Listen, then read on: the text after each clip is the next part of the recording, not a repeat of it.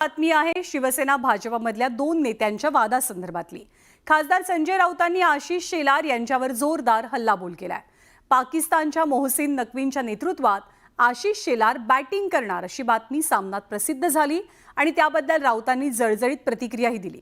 त्याबद्दल आशिष शेलारांनी बोलताना संजय राऊतांना जावेद मियादाद मातोश्रीवरती आला होता याची आठवण करून दिली। याच मुद्द्यावरनं राजकीय सामना चांगलाच रंगलाय।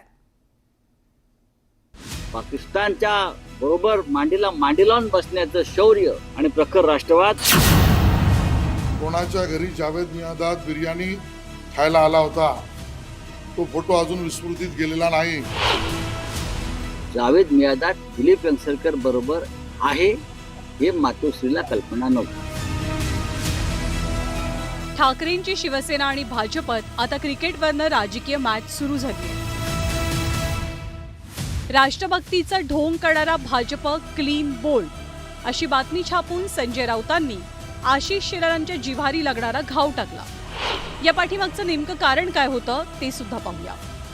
पाकिस्तानी क्रिकेट बोर्डाचे अध्यक्ष मोहसिन नक्वी आशिया क्रिकेट काउन्सिलचे अध्यक्ष म्हणून नियुक्त झाले, तर या काउन्सिलच्या सदस्यांमध्ये आशिष शेलार यांचीही निवड झाली आहे। याच मुद्द्यावरनं संजय राऊतांनी शेलारांना नक्वींच्या हातात हात घालून काम कसं करणार असा सवाल विचारला।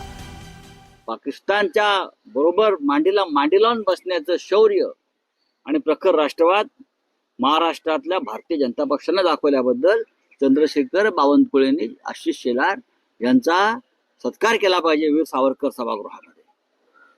वीर सावरकर स्मारकाकडे किंवा तिथे आरएसएसच्या मुख्यालयात वगैरे मोठा सत्कार केला पाहिजे, मोठा सत्कार जय शाहच्या हस्ते।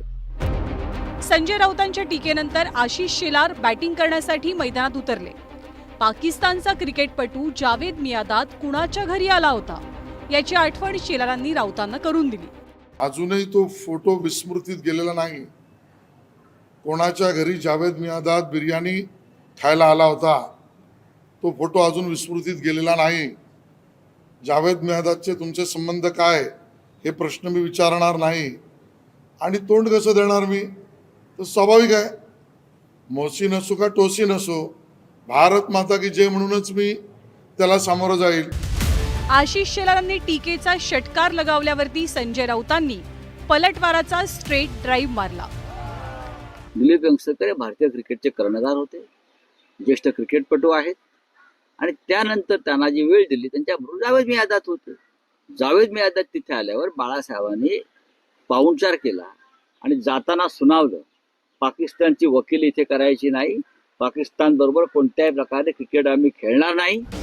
शिवसेना प्रमुख बाळासाहेब ठाकरेंनी दहशतवादाला पाठिंबा देणाऱ्या पाकिस्तान सोबत क्रिकेट खेळायला नेहमीच विरोध केला होता।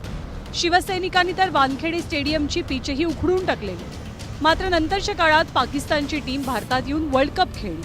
आता ठाकरेंची शिवसेना आणि भाजपमधली ही राजकीय मॅच नक्की जिंकणार कोण याकडे सगळ्यांचं लक्ष लागलंय। Bureau report, news 18 Lokmat.